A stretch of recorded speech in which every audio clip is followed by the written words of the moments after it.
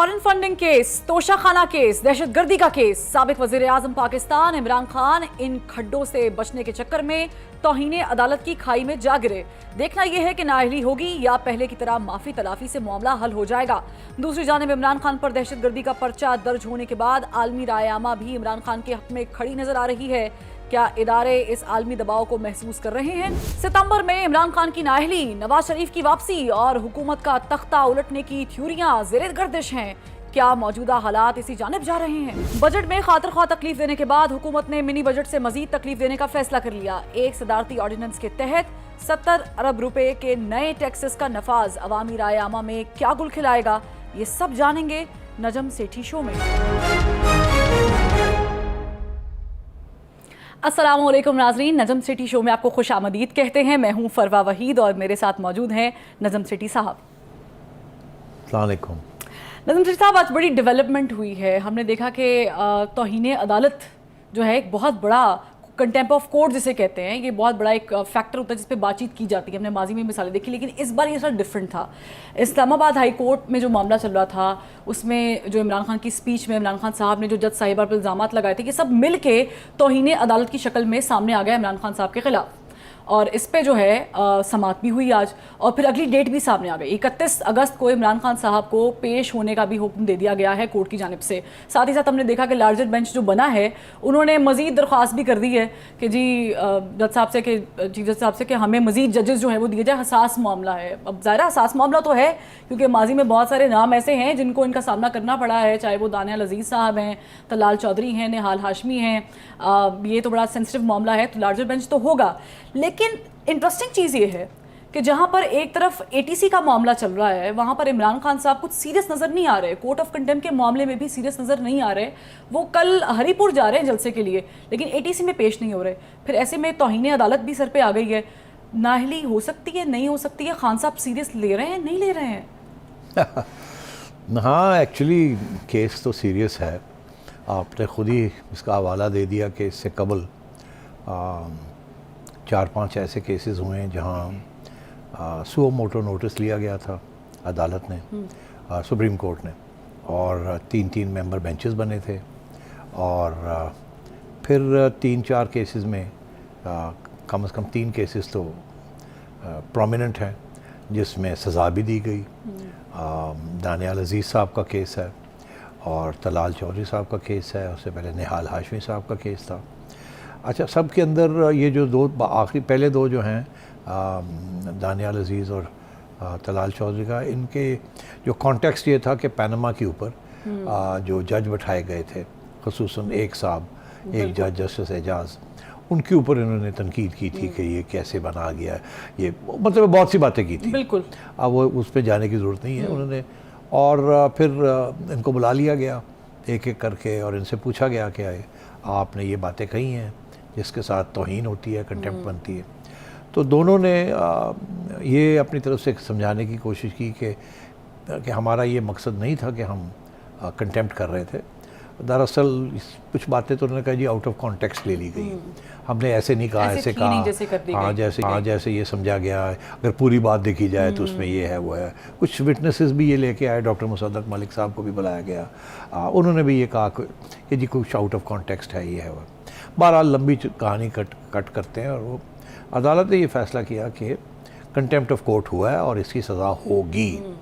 और उसके अंदर जो मेन आर्ग्यूमेंट दी गई थी वो मैंने बड़े गौर से जजमेंट के अंदर पढ़ी है। लोग भूल जाते हैं कि आर्ग्यूमेंट क्या थी। वो कंटेम्प्ट, उन्होंने कहा कि आप मेंबर ऑफ पार्लियामेंट रहे हैं और बनने जा भी रहे हैं और हैं भी और आगे भी बनेंगे। आपकी तो बहुत ऊंची हैसियत है, आपकी एक पब्लिक फॉलोइंग भी है। आपसे तवक्को की जाती है कि आप आइन और को प्रोटेक्ट करेंगे, जिसके अंदर आइन के अंदर लिखा है कि जुडिशरी को प्रोटेक्ट करना है आपने। और सो आप आम आदमी नहीं हैं, आप कुछ छोटे इंसान नहीं हैं। जितने आप बड़े होंगे उतना ही अगर आप तौहीन करेंगे तो उसकी अहमियत बढ़ती है, बिकॉज लोग आपको फॉलो करते हैं, आपके बड़े फॉलोअर्स हैं। इसका मतलब है जब आप बात करते हैं तो वो सुनते हैं, तो वो मुतासिर होते हैं, फॉलो करते हैं। हाँ, तो इसलिए ये भी एक बात है कि आपने एक तो ये क्या कहा वो तो वाज़ेह है कि आपने गड़बड़ की है और तौहीन की है, मगर अब इसकी और भी अहमियत बढ़ जाती है क्योंकि आप कोई छोटे आदमी नहीं हैं। तो ये बहुत इम्पॉर्टेंट एक पॉइंट था उसके अंदर, जजमेंट्स के अंदर, कि you are a public figure, आपसे तवक्को की जाती है मच मोर दैन से for example a low level journalist और आम आदमी करे तो यार क्या है, उसके तो 10 ट्विटर फॉलोअर्स भी नहीं है एंड सो ऑन। तो दोनों को तो सज़ा दी उन्होंने, दोनों को ये सज़ा दी कि till the rising of the court आपको कन्विक्शन हो गई, आप इम्प्रिजन हो गए हैं, जब कोर्ट उठेगा तो फिर आप जा सकते हैं, मगर साथ साथ कुछ 50,000 लाख रुपए का फ़ाइन भी कर दिया, नाइदर हियर नॉर देयर। मगर निहाल हाशमी साहब तो 1 महीना भी रहे। हाँ, वो उनके ऊपर और इशू था, मैं अभी आता हूँ वहाँ। तो उन्होंने तो वैसे ही जुडिशरी के ऊपर लंबी चौड़ी अटैक की हुई थी और काफ़ी हिस्टोरिकल तरीके से उन्होंने बातें की थी, और फिर वो धंधनाते थे कि मुझे फाड़ लो बनो या कर लो, मैं नहीं रुकता, मैं कहूँगा। तो वो तो खैर काफ़ी प्रोवोकेटिव बातें की थी, इसलिए उनको फिर 1 माह की सज़ा भी शायद हो गई थी और उनको जेल भी काटनी पड़ी थी। तो अब बात यह है कि पब्लिक फिगर्स के ऊपर अदालतें जो हैं वो काफ़ी उसको अहमियत देती हैं, अदालतें भी लग जाती हैं। हाँ कि यार ये क्या, आप तो पब्लिक फिगर हैं। तो और फिर एक उनको डिस्क्वालीफाई कर दिया 5 साल के लिए अंडर आर्टिकल 62G1 63G1 हाँ, उसके अंदर के जी कि अगर आप अदालत की तौहीन करेंगे, इंडिपेंडेंस ऑफ द जुडिशरी के ऊपर कोई दाग लगाएंगे तो आपको सज़ा हो सकती है on contempt of court, and आपको डिस्क्वालीफाई भी किया जा सकता है। इसके अलावा बड़ी इंटरेस्टिंग बात यह है कि उन्होंने माफ़ी भी मांगी, मगर उनकी माफ़ी जो थी वो नहीं मनते, ऐसी थोड़ी गल, तुसी सिंसियर नहीं हो, आप जो है ना यू आर हैबिचुअल हैं आप ये। अच्छा, तो अब ये तो उनके बारे में बैकग्राउंड इन्फॉर्मेशन थी और जो उनके ऊपर इल्ज़ाम लगा। अच्छा, अब सूरत हाल ये है कि उससे पहले इमरान खान साहब को भी एक वक्त में, मेरे ख्याल 2017 की बात है, कि इलेक्शन कमीशन के अंदर ये केस की फॉरेन फंडिंग केस की बात हो रही थी, तो जस्टिस रज़ा थे जो कि उस वक्त चीफ इलेक्शन कमिश्नर थे, और इन्होंने चैलेंज किया कि जी आप हमें टाइम नहीं दे रहे, आप हमें पोस्टपोनमेंट नहीं दे रहे, ये नहीं दे रहे, वो नहीं दे रहे, और आप बायस्ड हैं, और उनके ऊपर इल्ज़ाम लगा दिया कि आप तो प्रो नून लीग हैं या इस किस्म की बायसनेस दिखा रहे हैं। हाँ, आप बायस दिखा रहे हैं। तो उसके ऊपर उन्होंने उनको कहा कि अगर आप वापस नहीं लेंगे ये तो हम आपको कंटेम्प्ट ऑफ कोर्ट करेंगे। और एक्चुअली उसमें खान साहब ने एक साइन की एफिडेविट, जिसके अंदर उन्होंने रिटन में कहा कि आपका जो फैसला है हम नहीं मानते, क्योंकि उन्होंने इनकार कर दिया था आपको और हमने डिले नहीं होनी, आप करे आए हैं, बहुत डिलेज हो गई। तो उन्होंने एक रिव्यू डाली कि जी आपका फैसले के खिलाफ हम डाल रहे हैं, जिसके अंदर उन्होंने ये इल्ज़ाम भी लगा दिया उनके। तो उन्होंने कहा आपने तो लिख के दे हमारे पे इल्ज़ाम लगा दिए, इसको विड्रॉ करें इस पिटिशन को और माफ़ी मांगें, नहीं तो फिर। और ख़ान साहब ने फिर, इनके वकील ने एक माफ़ीनामा लिख के और विड्रॉ की पिटिशन और माफ़ी भी मांग ली। तो ऑन रिकॉर्ड 2017 में ख़ान साहब ने माफ़ी भी मांग के सॉरी करके, कबूल भी हुई, और वो कबूल हो गई। उन्होंने कहा ठीक है बस ख़त्म हो गई बात, आपने सॉरी कर दिया। फिरदौस आशिक अवान साहबा का भी केस है, वो भी इसी किस्म की बात थी कि उन्होंने भी माफ़ी मांग के अपने आप को साफ़ करवा लिया। तो यहाँ सूरत हाल ये है कि आज इमरान खान साहब उसी किस्म के केस में सुओ मोटो प्रोसीडिंग्स शुरू हो गई हैं, और उसमें भी आपने हमें बताया कि 3 मेंबर बेंच था, और उन्होंने खुद कहा है कि जी चीफ जस्टिस को of Islamabad high court request की है कि आप आएँ और एक बड़ा बेंच बनाएं, या जैसे आप चाहते हैं करें, हम इंतज़ार करते हैं। मेरी इतला के मुताबिक अतर मिनल्ला साहब 25 को वापस आ रहे हैं, और उसके बाद वो अभी इसको उन्होंने पोस्टपोन कर दिया है टिल द 30th और 31st में। तो मेरा ख्याल है फिर 30 31st तक एक बेंच बन जाए। क्या मसला क्या है, प्रेशर में है या उनको पता है कि एक बार फिर इमरान खान साहब इससे पहले ही माफ़ी मांग लेंगे और वो माफ़ी भी कबूल हो जाएगी? अच्छा, बात ये है कि क्या इमरान खान साहब जाके वहाँ माफ़ी मांगेंगे कि नहीं मांगेंगे, और जिस किस्म के रिमार्क्स दिए हैं अदालत ने, वो तो इसको बड़ी संजीदा तरीके से देख रहे हैं। कैसे अदालत उनको सज़ा नहीं देगी ये अब देखना है हमने, क्योंकि अगर अदालत के ये तो हाई कोर्ट है ना, अभी आगे सुप्रीम कोर्ट भी है, तो यहाँ तो अगर वो कुछ सज़ा देते हैं इनको तो ये तो उड़ जाएंगे, और अगर नहीं देते तो हम जैसे लोग तो बहुत हैं जो कहेंगे लो जी तलाल चौधरी ने छुट्टी कराती, दानियाल अजीज़ की छुट्टी कराती, निहाल हाशमी की छुट्टी कराती, उन्होंने छुट्टी कराती तो इत्थे खान साहब ने फिर लाडला करके तो बचा लिया गया है, क्योंकि ये तो सबसे बड़े पब्लिक फिगर हैं और इन्होंने तो बड़ी वाज़े तौर पे एक जज की तौहीन की है। तो मतलब है कि ये it's going to be a tricky issue for the judiciary. पहले ही आपको पता है जुडिशरी के ऊपर ये इल्ज़ाम लगता है कि वो बायस्ड है। और बायस कैसे, फॉर एग्ज़ाम्पल अभी लोग भूल चुके हैं कि उस दिन जब खान साहब को ऑर्डर हुआ अदालत की तरफ से कि आप डी चौक नहीं जाएंगे, आप अपने सपोर्टर्स को नहीं जाएंगे, आप फलानी ग्राउंड में जाके करेंगे, 25 की मैं बात कर रहा हूँ। बिल्कुल बिल्कुल। तो खान साहब ने सुनते भी कह दिया कि चलो वहाँ पहुँचे, अनसुना कर दिया। तो ये पहुँच गए वहाँ इनके लोग, और तो उसके ऊपर फिर पिटीशन आई जिसके अंदर चीफ जस्टिस साहब उस बेंच में बैठे थे। उन्होंने कहा कि हो सकता है कि इमरान खान साहब को इतला ना पहुंची हो टाइम पे कि हमने ये फैसला किया है। फिर लोगों ने कहा नहीं सर, वो तो सारा वक्त टीवी पे था, उनको पता था, तो फिर वहाँ से भी इधर उधर नहीं हो सकी बेंच। तो फिर उन्होंने कहा अच्छा चलें, फिर ऐसे है कि हम एक रिपोर्ट पूछते हैं आईजी को कि जी आप रिपोर्ट बना के दें, उस पर आईएसआई को भी डालें और उन्हें कहें कि हमें बताएं हुआ क्या था वहाँ। तो फिर वहाँ की जो रिपोर्ट आई है उसमें भी बड़ा वाज़ेह तौर पे लिखा है कि खान साहब को पता था और वहाँ इनके लोग आए और वहाँ ये हुआ और ये हुआ और ये हुआ। तो उन्होंने तो बड़ा क्लियरली इस रिपोर्ट में सारी जिम्मेदारी खान साहब पे डाल दी हुई है और पीटीआई पे डाल दी है। अब वो रिपोर्ट जो है वो सुप्रीम कोर्ट को मिल तो गई है, मगर परवाह वो तो हुआ कुछ नहीं अभी तक, वो चुप करके बैठे हुए हैं। तो हम जैसे लोग अगेन ये पूछ रहे हैं कि वो रिपोर्ट के ऊपर फैसला कब आएगा, वो भी इट्स अ क्वेश्चन ऑफ तौहीन। तो फिर अब देखिए इसमें फ़र्क क्या है। कंटेम्प्ट ऑफ कोर्ट जो है वो दो किस्म का है। एक आप यू ब्रिंग द इदारा इनटू डिस्ट्रीब्यूट, दूसरा ये कि आप उसके ऑर्डर नहीं फॉलो करते। ये जो केस था इसमें उन्होंने ऑर्डर फॉलो नहीं किया था। ये बेइज्जती नहीं की थी, कुछ उनके खिलाफ इल्ज़ाम नहीं लगा था सुप्रीम कोर्ट के ऊपर या जजेस के ऊपर। खान साहब ने उनके ऑर्डर को नहीं फॉलो किया, तो इसकी और नौयत है। मगर ये और भी ज़्यादा सीरियस है कि अगर सुप्रीम कोर्ट कोई ऑर्डर आपको करे कि आप ये करें या ये ना करें और आप उसको फॉलो ना करें, तो बड़ा सीरियस बन जाता है इशू। इसके कंपैरिजन ये है कि जी आपने हमारे खिलाफ ये बात की, या आपने अच्छी बात नहीं की, आपने हमारी बेइज्जती कर दी, दैट्स डिफरेंट। ये है ऑर्डर फॉलो नहीं करना। सबसे बड़ा केस ऑर्डर फॉलो करने का किसका है? यूसुफ रजा गिलानी वाला। एग्जैक्टली। उन्होंने, उनको ऑर्डर दिया गया था कि आप ख़त लिखें स्विस अथॉरिटीज़ को, एग्जैक्टली, कि जी वहाँ के जरदारी साहब के जो असासे हैं वहाँ, उसके बारे में हमें बताएं क्या है क्या नहीं है क्या नहीं है। और गिलानी साहब ने इनकार कर दिया था कि मैं नहीं लिखूँगा। क्यों? क्योंकि जी प्रेसिडेंट को इस्तिस्ना हासिल है। उन्होंने ये आर्ग्यूमेंट लिया। चीफ जस्टिस उस वक्त इफ्तिखार चौधरी साहब थे, उन्होंने कहा नो, हमारा ऑर्डर था, आपने ऑर्डर नहीं फॉलो किया, उनको प्राइम मिनिस्टरशिप से उतार दिया।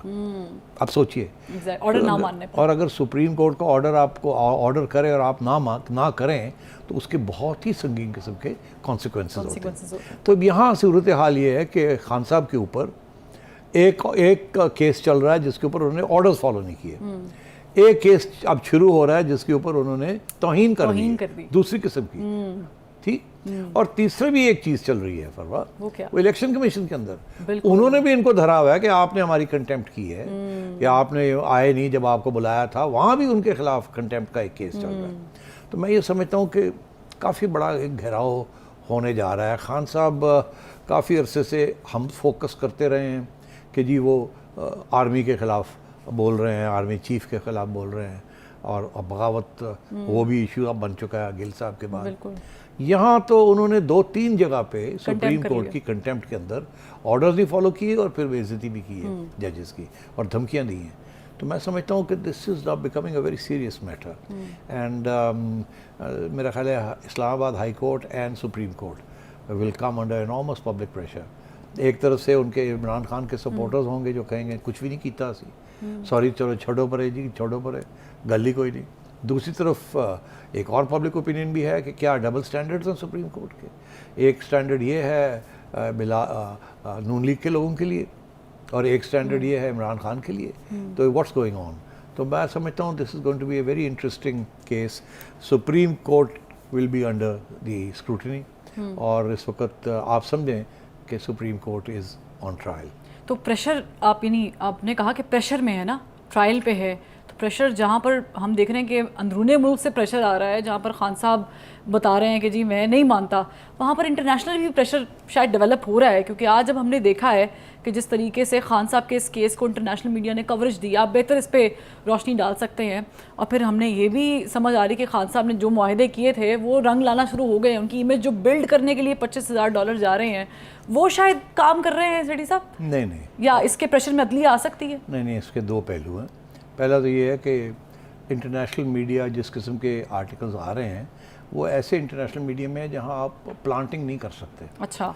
सोशल मीडिया के ऊपर आप कर सकते हैं, मगर वहाँ नहीं कर सकते। मगर गार्डियन और न्यूयॉर्क टाइम्स और इस किस्म के जो अखबार हैं वहाँ आप ये लॉबिंग फर्म्स जो है ना वो ज़्यादा कामयाब नहीं होती। उनके अपने रिपोर्टर्स होते हैं और रिपोर्टिंग पाकिस्तान से हो रही है, उनके फॉरेन कॉरेस्पॉन्डेंट्स की, तो ऐसी बात नहीं है, पहली बात। दूसरी बात ये है कि और ये इसमें कोई वो फ़ौरन वो जो $25,000 दे रहे हैं उसका कोई रोल नहीं है। अच्छा, मगर दूसरी चीज़ ये है कि ये जो आर्टिकल्स आ रहे हैं ये इमरान खान के हक़ में नहीं है, ये सिर्फ इजहार कर रहे हैं उस शौक का कि खान साहब के ऊपर टेररिज्म का चार्ज कैसे लग गया। बाकी बातें तो समझ आती हैं कि बड़े पॉपुलर हैं, वो सारी बात मानते हैं कि बड़े पॉपुलर हैं और इस वक्त आर्मी के साथ टक्कर ली हुई है, ये किया हुआ है, वो किया हुआ है और सारा मामला चल रहा है। मगर जो चीज़ उनको सरप्राइज कर रही है, जिसकी वजह से ये खबर बन रही है, बाय द वे खबर इसलिए बन रही है, गिल के ऊपर खबर नहीं बनी इंटरनेशनली, खबर बनी है कि इमरान खान के ऊपर टेररिज्म का चार्ज लगा है। अब मुझे भी किसी एक इंटरनेशनल आउटलेट ने इंटरव्यू किया इसके ऊपर और यही सवाल उनके लिए अहम था कि ये कैसे हो गया, इमरान खान जैसे इतने बड़े पॉपुलर लीडर के ऊपर टेररिज्म का चार्ज लगा दिया। ये तो लगता है ऐसे है कि बस कुछ बनाने की बात कि उसको धरना है ये तो जो मर्जी लगा दो, जैसे कि गाय चोरी हो गई जी, वो पकड़ के ले गए जी, FIR काट दी। मगर सर सिचुएशन ऐसी है कि वो जो चार्ज लगा है वो लगता तो है। अब उसके भी दो राय हैं, इमरान खान के वकील कहेंगे जी चार्ज नहीं लगता और प्रोसिक्यूशन कहेगी जी कि एंटी टेररिस्ट लॉ जो है उसके अंदर ये शिक है जिसमें ये लिखा है कि अगर आप किसी को फोर्स करें या थ्रेटन करें या कोर्स करें जुडिशरी को या आर्म फोर्सेस को, तो you are liable for that's आप खौफ फैला रहे हैं, आप लोगों को डरा रहे हैं और ये आप पब्लिक फिगर नहीं कर सकते। तो चार्ज तो लगता है, मगर बाहर जो आर्टिकल्स छप रहे हैं उनको इस बात का पता नहीं है, उनके हाल में वहाँ ऐसी कोई चीज़ नहीं होती, क्योंकि पहली बात तो ये वहाँ कोई तौहीन करता ही नहीं है। ऐसी चीज़ें होती नहीं, वो सोचते ही नहीं है कि इस किस्म की चीज़ भी हो सकती है। हाँ, वहाँ तो टेररिज्म का मतलब ये है कि बम फाड़ा, ये किया, वो किया, एंड तो इसलिए मैं समझता हूँ उनको इंटरेस्ट इस बात में था। तो जब उनको समझाया जाता है कि खान साहब ने इस किस्म की हरकतें भी की हैं तो फिर वो थोड़े बहुत समझ जाते हैं, कहते हैं अच्छा। ठीक है, ये बड़ा अच्छे तरीके से एक्सप्लेन किया। एक ब्रेक जो है वो लेते हैं, ब्रेक के बाद जब हम वापस आएंगे तो सेठी साहब से पूछेंगे कि सितंबर आने वाला है, सितंबर साबित होगा या नहीं होगा, इलेक्शन होंगे, क्या होगा। लेकिन एक ब्रेक के बाद हमारे साथ रहिएगा।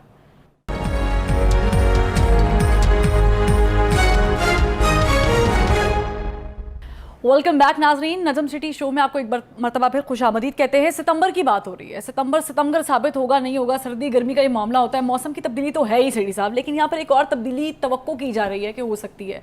फवाद चौधरी साहब बड़े सीरियस हैं, वो कह रहे हैं 10 सितंबर से पहले ये हुकूमत घर जा रही है। ये फवाद चौधरी साहब मौसम की तब्दीली के साथ ये अंदाज़ा लगा रहे हैं कि घर जा रही है, कि वाकई कोई पीछे दरवाज़ा खुला है जहाँ से बातचीत हो रही है? फवाद चौधरी साहब ऐसे ही तो नहीं कह रहे होंगे कि देखिए, चौधरी साहब बहुत बातें करते हैं और मास्टर हैं बात को स्पिन करने के लिए और हमेशा कोई ना कोई नया शोशा छोड़ते हैं। अच्छा, सितंबर की बात की उन्होंने। देखिए, कुछ अरसे से नहीं, पहले दिन से इमरान खान और उनके साथी इंक्लूडिंग फवाद चौधरी ये कह रहे हैं इलेक्शन कराएं। हम जैसे लोग भी ये कह रहे थे कि जी इलेक्शन कराएं, मगर उस वक़्त नून लीग पॉपुलर थी और ये IMF प्रोग्राम आया नहीं था और हम कह रहे थे जी इलेक्शन करा लें, IMF प्रोग्राम केयर टेकर्स को कर लेने दें। ये कह रहे थे इलेक्शन कराएं, तो सब कह रहे थे, मगर नून लीग ने नहीं किया, करवाया, PDM ने नहीं किया। अब सूरत हाल ये है कि इन्होंने IMF प्रोग्राम साइन किया है, उससे ये अनपॉपुलर हो गए हैं और खान साहब जो है वो दंदना रहे हैं और पॉपुलर होते जा रहे हैं और दलेर होते जा रहे हैं। और इसमें कोई शक ही नहीं है कि नून लीग की ग्राफ गिर गया है, खान साहब का ग्राफ चढ़ गया है, इसमें तो डिनायल का बंदा कर नहीं सकता। अब इस सूरत में तो समझ आती है कि अब वो और भी कीन है, इंटरेस्टेड हैं कि जल्दी से इलेक्शन हो जाए और उसी वजह से नून लीग वाले कहते हैं किसी तरीके ना अगले साल तक पहुंच जाइए इसी। मुश्किल फैसले तो हो गए। मुश्किल फैसले नहीं, अभी और भी होने हैं। अच्छा, होने हैं। हाँ, अभी देखे ना, अभी एक मिनी बजट वो भी हम हाँ, वो डिस्कस डिस्कस करना है हमने। हाँ, वो भी आ गया एक और, तो और भी चीज़ें होनी हैं। और उधर से नवाज शरीफ साहब की तरफ से ये आ रहा है कि मैं तो खिलाफ हूँ, ये जो कीमतें बढ़ रही हैं, वो भी उसके मरीम नवाज़ साहिबा ट्वीट भी मरियम कर की रही भी आ हैं। रही हैं, तो मसले तो हैं ना। और सबको एहसास हो रहा है कि नून लीग की पॉपुलैरिटी गिर रही है। और ये अभी तो प्रोग्राम शुरू हुआ है, अभी तो और भी मुश्किलात आएंगी। ये आगे तो आगे देखो आगे आगे देखो होता क्या है। तो अब सूरत हाल ये है कि फवाद साहब जो कह रहे हैं कि जी इलेक्शन करवाएं, और वो तो ये कह रहे हैं होने जा रही है, गवर्नमेंट की हो रही छुट्टी। अच्छा, अब मैं आपको एक बात बताऊं क्यों ये कह रहे हैं। इसके दो इसके पहलू हैं। एक पहलू तो ये है कि नवंबर में आर्मी चीफ की तकर्रुरी। कुछ लोग ये कहते हैं, एक कंस्पिरेसी थ्योरी है कि चीफ साहब जो हैं जो भी फैसला करते हैं, घर जाना है, रहना है, किसी को लगाना है, वो सारे जो भी उनके फैसले हैं, वो चाहेंगे कि ऐसा माहौल हो जिसमें उनकी बात मानी जाए। तो ऐसा ना हो कि वो कुछ चाहें और जो सिटिंग गवर्नमेंट है वो कुछ और कर दे। हाँ, तो मसला बन सकता है। तो इसलिए कुछ लोगों का ये थ्योरी है कि जैसे ही IMF की पैसे 1.1 बिलियन आते हैं, तो किसी तरीके के साथ ये MQM वगैरह इस गवर्नमेंट को छोड़ देंगे और ये गवर्नमेंट की मेजॉरिटी गिर जाएगी, या खुद ही कह दिया जाएगा इनको इलेक्शन कराओ कि अब यार चलो छोड़ो, जाए नहीं तो फिर, अगर नहीं कराएंगे तो फिर देखें हम क्या करते हैं आपके साथ। तो अगर ये एंड ऑफ अगस्त IMF के पैसे आ जाते हैं अगले हफ्ते, या अगले 15 दिन के अंदर पैसे आ जाते हैं, तो मिड सितंबर में अगर आप गवर्नमेंट डिसॉल्व हो जाती है तो 60 डेज़ में आप इलेक्शन करा सकते हैं। तो अक्टूबर, नवंबर 15 तक या 20 तक भी इलेक्शन, 15 तक अगर हो जाए तो एक नई गवर्नमेंट आ जाएगी। वो नई गवर्नमेंट जो है वो फिर फैसला कर सकती है कि किसने आना है, किसने जाना है। या ये कि अगर सितंबर के अंदर इलेक्शन अनाउंस होते हैं तो उसका ये मतलब है कि अक्टूबर, नवंबर, दिसंबर में जाके इलेक्शन होंगे, तो केयर टेकर्स बैठे होंगे, तो केयर टेकर्स से तो कुछ भी मोहर लगवाई जा सकती है। कह रहे हैं कि नई गवर्नमेंट आए वो करे जिम्मेदारियां। नहीं, केयर टेकर्स से तो जो चाहे आप मोहर लगवा लें, करा सकते हैं। बिल्कुल। तो आप मेरी बात समझ रहे हैं? बिल्कुल। कि लोग कंस्पिरेसी थ्योरी बना रहे हैं कि चीफ साहब के ऊपर डिपेंड करता है कि वो इलेक्शन कब होंगे, और जब चाहेंगे वो इलेक्शन हो जाएंगे, या ये गवर्नमेंट रहेगी या कोई और आ जाएगी। जो भी आएगी ये जो रहेगी, उनसे जो चीफ साहब चाहेंगे वो करवा लेंगे। तो इसलिए फवाद चौधरी साहब समझते हैं कि सूरत हाल उस किस्म की है और ये सितंबर में कुछ ना कुछ डिसॉल्व होने जा रहा है, पहली बात। मगर इसके अलावा भी एक और दूसरा पहलू है। अच्छा। हाँ, दूसरा पहलू क्या है? दूसरा पहलू ये है कि अगर ऐसे नहीं होता, और ये मैं आपको एक समझें, आपको एक नया तजिया दे रहा हूँ कि अगर ऐसे नहीं होता, अगर सितंबर में इलेक्शन नहीं होते, ये गवर्नमेंट नहीं कॉल करती इस्लामाबाद वाली, तो ये ऐन मुमकिन है कि इमरान खान साहब ये सोचें कि मैं KP की गवर्नमेंट और पंजाब की गवर्नमेंट को डिसॉल्व करता हूँ, तहलील कर दूँ असम्बलियाँ, और मैं वहाँ इलेक्शन करा लेता हूँ। और इस वक्त खान साहब इतने पॉपुलर हैं कि वो पंजाब में भी जीत जाएंगे, और KP में तो पहले से ही वो बैठे हुए, और भी ज़्यादा बेहतर हो जाएगी पोजीशन। बिल्कुल। तो ये तो जो गवर्नमेंट्स बनेंगी ये तो 5 साल के लिए बनेंगी, ये 1 साल के लिए तो नहीं बनेंगी। तो खान साहब तो ऑलरेडी आधे पाकिस्तान के मालिक बन जाएंगे इस सूरत हाल में। और आपको पता है इस बात का कि जब नेशनल इलेक्शंस होते हैं तो उसमें पंजाब का वज़न कितना होता है? आधा वज़न से ज़्यादा तो पंजाब का होता है। तो अगर पंजाब की हुकूमत खान साहब के पास हो तो और KP की हुकूमत भी इनके पास हो, तो इलेक्शन ना भी सेंटर में हो, अगले साल हो जाए, तो ये दो हुकूमतों में बैठ के यहाँ तो कोई केयर टेकर नहीं होगा ना। यहाँ तो इलेक्शन हो चुके होंगे 5 साल के लिए, तो वो तो बहुत बड़ी एडवांटेज होगी खान साहब को। डिसाइड हो चुका होगा कि जो पंजाब में आएगा। तो मैं समझता हूँ कि खान साहब बड़ी सीरियसली ये सोच रहे हैं कि पंजाब में और KP में अगर ओवरऑल डिसॉल्वमेंट नहीं होती, अगर सारी फेडरल गवर्नमेंट भी नहीं जाती, तो फिर ये खुद अपनी जहाँ हुकूमतें हैं उनको डिसॉल्व कर दें। यानी वो जो स्ट्रेटजी चेंज करने का मरहला है वो कर लेंगे, वो धरनों शरनों से बाहर निकल आएंगे, सड़कों से बाहर निकल आएंगे। उसकी जरूरत नहीं पड़ेगी ना, जब यहाँ इलेक्शन, ये तो अभी हम ये गवर्नमेंट सारी घबराई हुई है। तो मैं ये समझता हूँ कि बहुत ही इंटरेस्टिंग डेवलपमेंट सितंबर में होने जा रही हैं। एक तो ये कि जी क्या फेडरल गवर्नमेंट रहेगी या चली जाएगी? मैं समझता हूँ वो नहीं जाएगी, वो रहेगी। नहीं जाएगी। मगर सिमिलरली क्या ये दो गवर्नमेंट रहेंगी या खान साहब यहाँ डिज़ोल्व करके स्वीप कर जाएंगे और फिर ये बैठ जाएंगे यहाँ। फिर उसके बाद मुझे बताएं, इतनी बड़ी मेजॉरिटी के साथ जब वो बैठे होंगे पंजाब में और केपी में, आपका क्या ख्याल है फेडरल गवर्नमेंट सर्वाइव कर सकती है? मुश्किल हो जाएगा। अरे भाई फिर तो इम्पॉसिबल हो जाएगा। दो प्रोविंसेस बगावत में होंगी, काम नहीं करने देंगी उनको, बड़ी आबादी वाला सूबा बगावत में और तो फिर मसले बनने शुरू हो जाएंगे। ठीक है ना? तो आप सोचिए ये कि मैं समझता हूँ कि जो गेंद है, वो कहते हैं कि किसी ने फुटबॉल को किक किया, ठीक, गोल की तरफ, अब वो हवा में है, ठीक है, और वो जब वो गिरेगा तो क्या वो शहबाज शरीफ के पाँव के करीब गिरेगा कि वो किक मारेंगे या इमरान खान के पाँव पे? और अगर इमरान खान ने किक मारी तो फिर तो गोल बड़े साफ है, सामने है। इसलिए आई थिंक सितंबर में बड़ी दिलचस्प चीज़ें होने वाली है। लेकिन सर वो विफाक में बैठे होंगे और सूबाई असम्बलियाँ तहलील करने के बाद इलेक्शन की जब कॉल दी जाएगी तो एज हासिल नहीं है शहबाज शरीफ साहब को? विफाक में बैठे हुए हैं, वफाक क्या करेगी? बेबस हो जाएगी। तो है ही बेबस। वफाक के पास क्या होता है? नहीं सर, लेकिन अल्टीमेट पावर तो है ना विफाक कौन सा पावर है? कोई पावर नहीं है सिवाय IMF की अंगूठी लगाने के, कोई पावर नहीं है। उसके बाद तो प्राइम मिनिस्टर साहब पंजाब भी नहीं जा सकेंगे, केपी भी नहीं जा सकेंगे। अगर पंजाब आएंगे तो उनको एयरपोर्ट पे कोई नहीं लेने आएगा। अगर पंजाब और केपी जो है फुल फ्लेज्ड 2/3 लेके इमरान खान बैठा होगा तो फेडरल गवर्नमेंट के लिए चलना बहुत मुश्किल हो जाएगा। लेकिन ये हमें देखना है सिटी साहब कि ये सितंबर अब कितना भारी होगा। आपने पेशगोई कर दी है, अब ये सितंबर ही बताएगा कि वो गर्म होगा या सर्द होगा। एक ब्रेक लेंगे, लेकिन ब्रेक के बाद जब हम वापस आएंगे तो हम उस ऑर्डिनेंस की बात करेंगे जिस पे फुर्तियाँ बहुत ज़्यादा हैं सदर मुमलिकत की। एक ब्रेक।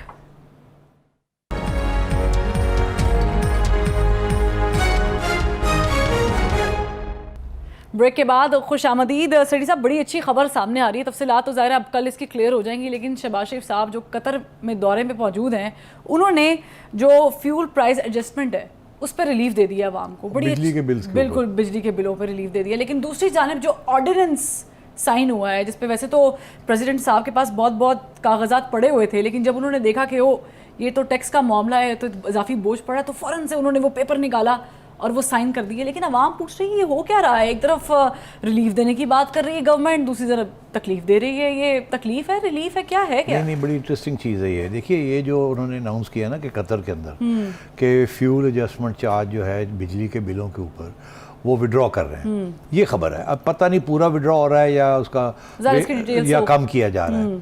अभी तो ऐसे होता है कि 5,000 का अगर आपने बिजली इस्तेमाल की है तो उसके ऊपर फ्यूल एडजस्टमेंट चार्ज जो है वो 15,000 रुपये बन जाते हैं, मतलब लगभग। तो मतलब मेन चीज़ तो वही है फ्यूल एडजस्टमेंट। अब अगर फ्यूल एडजस्टमेंट को ये ख़त्म करने जा रहे हैं या कम करने जा रहे हैं तो इसमें तो आम आदमी का बहुत फ़ायदा है इसमें। इनफैक्ट सबका फ़ायदा है, ये सारे पाकिस्तानियों का इसमें फ़ायदा है और ये बहुत बड़ी डेवलपमेंट बिल्कुल है। मगर अभी डिटेल्स नहीं आए, ये क्लियर हो जाएगा जब आएंगे तो पता चलेगा कि ये एग्जैक्टली कितनी रिलीफ मिलने जा रही है। मगर डेफिनेटली रिलीफ तो होगी। दूसरी बात ये है कि वहाँ कतर में इनको $2 बिलियन की कतर गवर्नमेंट ने इनको एक सहूलत दी है। बिल्कुल। तो वो बहुत बड़ी डेवलपमेंट है। उसके साथ अभी आप देखिएगा जैसे ही वो पैसे रिलीज़ होंगे तो रुपए की कीमत डॉलर के थोड़ी सी मुस्तहकम और बेहतर हो जाएगी। तो ये इम्कान था ये होगा कतर से। सऊदी अरेबिया की भी खबर आएगी आपको, उसके बाद IMF की भी खबर आएगी। आहिस्ता आहिस्ता ये खबरें आएंगी और आप देखिएगा रुपया जो है इस वक्त 220 के करीब घूम रहा है डॉलर का। ये आ जाएगा 200, 190 या 200 पे तो आ ही जाएगा ये। फिर आहिस्ता आहिस्ता देखिएगा आगे क्या होता है। तो ये तो बड़ी अच्छी खबर है कि कतर में जाके उनको पैसे मिल रहे हैं और वो जो वो आवाम के ऊपर कर रहे हैं उसको, वहाँ तक रिलीफ दे रहे हैं। हाँ, वहाँ तक रिलीफ दे रहे हैं। कितनी दे रहे हैं वो अभी डिटेल नहीं पता, मगर ये इसी किस्म का मसला है कि डिटेल नहीं पता। वो कहते हैं the devil is in the detail. वो स्मॉल प्रिंट जो होता है ना, जो छोटी छोटी चीज़ों में लिखा होता है, ऊपर लिखा होता है कि फ्री डिस्काउंट सेल 50%, आप गौर देखें ऊपर लिखा होता है अप टू, पता लगे जी 30% है, उसे अप टू लिखे हुआ है और 50% जो है वो सिर्फ 1-2 आइटम पे है, वो फजूल से है। बिल्कुल। ये उसी किस्म की चीज़ ना हो कि क्या कहते हैं कि ये पहाड़ निकले आते हैं, खोदा पहाड़ निकला चूहा। तो उन्हें पता नहीं, वो देखना है कि ये क्या प्रोपेगेंडा है या कुछ है। मगर उधर दूसरी तरफ इन्होंने क्या किया, आपको याद होगा कि इन्होंने